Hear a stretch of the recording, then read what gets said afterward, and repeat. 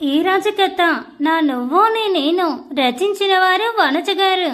విమల అత్తయ్య చూపుల్లో కాలిపోయా అప్పుడే. ఎందుకబ్బా ఈవిడ నన్ను ఇంత కోపంగా చూస్తుంది అనుకుంటూ ఉన్నాను. కొంచెం తల కిందికి వచ్చి చూసుకున్నాను. మరెందుకు ఇంక నన్ను కోపంగా కొట్టేవారిలాగా చూస్తున్నారు అనుకుంటూ సరే అని అందరి ముందుకు వెళ్ళాను. నేనింకా అక్కడికి వెళ్ళడం కంటే ముందే విమల అత్తయ్య వసు ఇలా రా, వచ్చి పూజ చేయి అని చెప్పింది. మా ఇంట్లో నాకు పూజ చేసే అనుభవం అంతగా లేనందువల్ల సరే అత్తయ్య మీరు ముందు ఒకసారి నాకు ఎలానా చెప్పండి అని తెలివిగా అడిగాను. నువ్వు ముందు పద అని చెప్పి నన్ను తీసుకువెళ్ళింది అత్తయ్య. ఇద్దరం పూజ గదిలోకి వెళ్ళాక నాకు చూపిస్తూ ఉంది. అత్తయ్య ఫస్ట్ దీపపు కుందుల్లో నూనె వేసుకుని తర్వాత ఒత్తి వెలిగించాలి.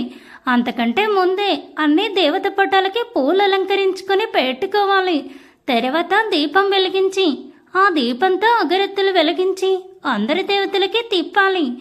తర్వాత బయటికి వచ్చి పూజ గడపను ఇంటి మెయిన్ గడపకు కూడా తిప్పేసి బయటికి వెళ్ళి తులసమ్మ దగ్గర కూడా పూజ చేసుకుని అక్కడ అగరబత్తీలు పెట్టి మళ్ళీ లోపలికి వచ్చి కుంకుమ భరణ చేతిలోనే ఉంటుంది కాబట్టి గడపకి పసుపు కుంకుమ వేసి మొక్కుకొని లోపలికి వచ్చి మన ఇష్ట దైవాన్ని లేదా మన ఇంటి దైవాన్ని మొక్కుకొని చివరగా కర్పూరంతో హారతిచ్చి గంట కొట్టాలి అని చెప్పింది. ఓ మై గాడ్, ఇంత లాంగ్ ప్రాసెస్సా? ఏం మా ఇంటి దగ్గర మా సునీత కూడా ఇంతే చేస్తుంది అనుకుంటూ సరే అత్తయ్య అని చెప్పాను. ఆవిడ నాకు అన్నీ చెప్పేసి తిరిగి వెళ్ళిపోతూ వసు ఇక నుండి ఏం మిస్ అయినా కూడా పాపిట్లో బొట్టు మిస్ అవ్వద్దు, నీ ఇష్టం కానీ ఇప్పుడు కొత్త పెళ్లి కూతురు కదా పెట్టుకొని చెప్పడంతో ఓహో ఇది మిస్ అయిందా, అందుకే ఈవిడ చూపుల ప్రవాహంలో నేను కొట్టుకుపోయాను అనుకుంటూ సరే అత్తయ్య అని చెప్పి పూజ మొదలు పెట్టాను. అత్తయ్య చెప్పినట్టే మొత్తం చేసి ఇప్పుడు ఫైనల్గా హారతిచ్చేసి పాపిట్లో బొట్టు కూడా పెట్టుకున్నాను. అమ్మయ్య అని కరెక్ట్గా చేసేసా. పండు నువ్వు టూ గుడ్ అంటూ నేను పైకి లేవబోతుంటే నాకొక డౌట్ అండ్ ఇంపార్టెంట్ పని మర్చిపోయానని మళ్ళీ అలాగే కూర్చున్నాను. అదేనండి మూవీస్లో చూపించినట్టు నేను కూడా నా తాళిబొట్టుకు పసుపు కుంకుమ అద్ది మొక్కొని కళ్ళకి అద్దుకున్నాను. అలా చేశాక అది కట్టిన వాడి గురించి వాడి ఫ్యామిలీ గురించి కూడా మొక్కోవడం ఇంపార్టెంట్ కాబట్టి అంటే ఇక అదే మన ఫ్యామిలీ అనుకుని దేవుడిని చూస్తూ మాకేం కోట్లు వద్దు, ఆల్రెడీ నువ్వు ఇచ్చావు కాబట్టి, బంగారం వద్దు ఆల్రెడీ ఉంది కాబట్టి, హెల్త్ హ్యాపీనెస్ మాత్రమే నీ చేతుల్లో ఉంటుంది, అది ఒకటి మా అందరికీ ప్రసాదించు దేవుడా అని ఆయనకు నమస్కారం చేసుకుని హారతి అందరికీ ఇచ్చాను. ఇంకా అప్పటికే సమయం సంధ్యావేళ అయ్యింది కాబట్టి వాట్ నెక్స్ట్ అంటూ కూర్చున్నాం అందరం.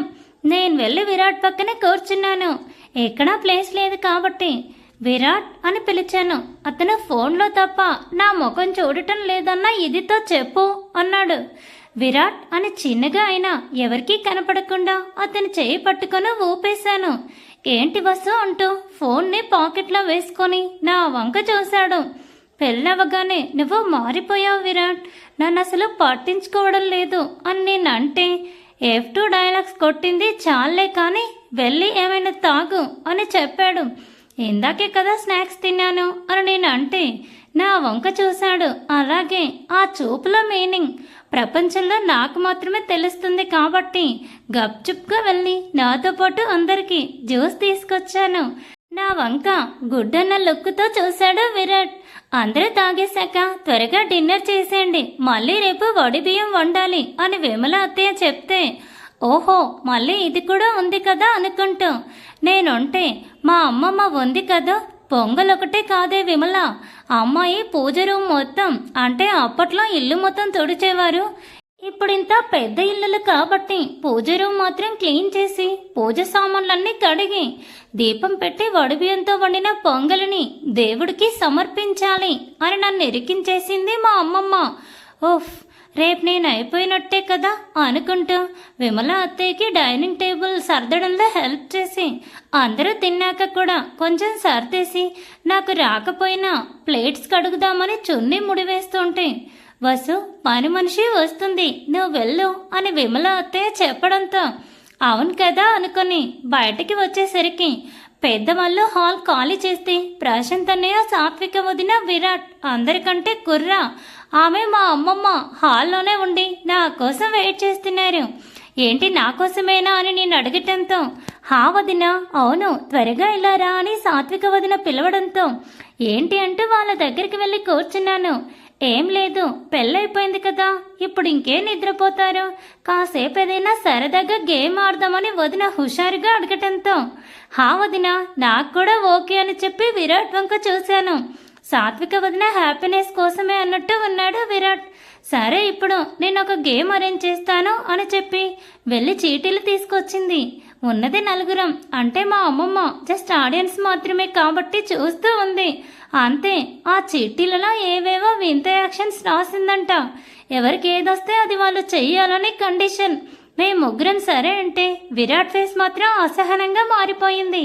నేను విరాట్ వంక ప్లీజింగ్గా చూస్తే వచ్చి గేమ్లో కూర్చున్నాడు. కాసేపు అది ఆడాక నెక్స్ట్ డంషల్ ఆర్ట్స్ అంది. అది కూడా అయ్యాక ఇంకేవేవో ఆడటం అని చెప్తున్న వదినను ఆపేస్తూ, సాత్విక టైం 12 క్రాస్ అయింది, మళ్ళీ రేపు వర్క్స్ ఉన్నాయి కదా అని సీరియస్గా చెప్పగానే ఓకే అన్నయ్య అంటూ బేలముఖం వేసుకుని ప్రశాంత్ అని లాక్కొని మరి రూమ్లోకి వెళ్ళిపోయింది వదిన. అమ్మమ్మ కూడా, ఏమే మనవరాలా, నా మనవడు నీతో ఏదో మాట్లాడాలని ఉన్నట్టుంది, వెళ్ళా పని చూసుకొనిరా, హద్దులు మాత్రం దాటకండి అని చెప్పి వెళ్ళిపోయింది మా రూమ్లోకి.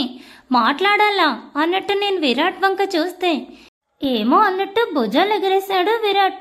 సరే అయ్యగారు అని నేను నా రూమ్లోకి తిప్పుకుంటూ వెళ్ళిపోతుంటే నా చున్నీ పట్టుకొని లాగేసి ఎత్తుకుని బయటకు తీసుకెళ్ళిపోయాడు విరాట్. బయట మొత్తం చీకటి. విరాట్, ఈ టైంలో బయటికి తీసుకొచ్చావేంటి అని నేను అడుగుతూ ఉంటే నన్ను దింపి అతను గార్డెన్లో ఉన్న ఉయ్యాల మీద కూర్చొని నన్ను వల్ల కూర్చోబెట్టుకుని వెనుక నుండి హక్ చేసుకున్నాడు. కానీ నా మైండ్ మొత్తం టైం మీదనే ఉంది. టైం 12 అవుతుంది, దయ్యాలు కానీ వస్తాయా అని అనుకుంటూ అరచేయి చూసుకుంటున్నాను. కాటుక ఉంది. విరాట్ చేతికి చూస్తే కూడా కాటుక ఉంది. అయినా భయమేసి, విరాట్ టైం 12 అయింది, దయ్యాలు వస్తాయేమో, లోపలికెళ్ళి మాట్లాడదాం అని నేను అంటే, వస్తాయా, రావు అన్నాడు విరాట్. ఎందుకు రావు, ఇది దయ్యాలు తిరిగే టైంనే కదా అని పిచ్చిగా అడిగితే ఆల్రెడీ వచ్చేసింది అన్నాడు. గుండె గుబేల్ అంటుంటే వచ్చేసిందా అని భయపడుతూ పైకి లేచాను నేను. మీకు అర్థమైందా? ఎనీవేస్, పండు రేపు చేసే పొంగలి కోసం నేను వెయిటింగ్ అబ్బా. Thanks for watching. Please subscribe my channel for more videos.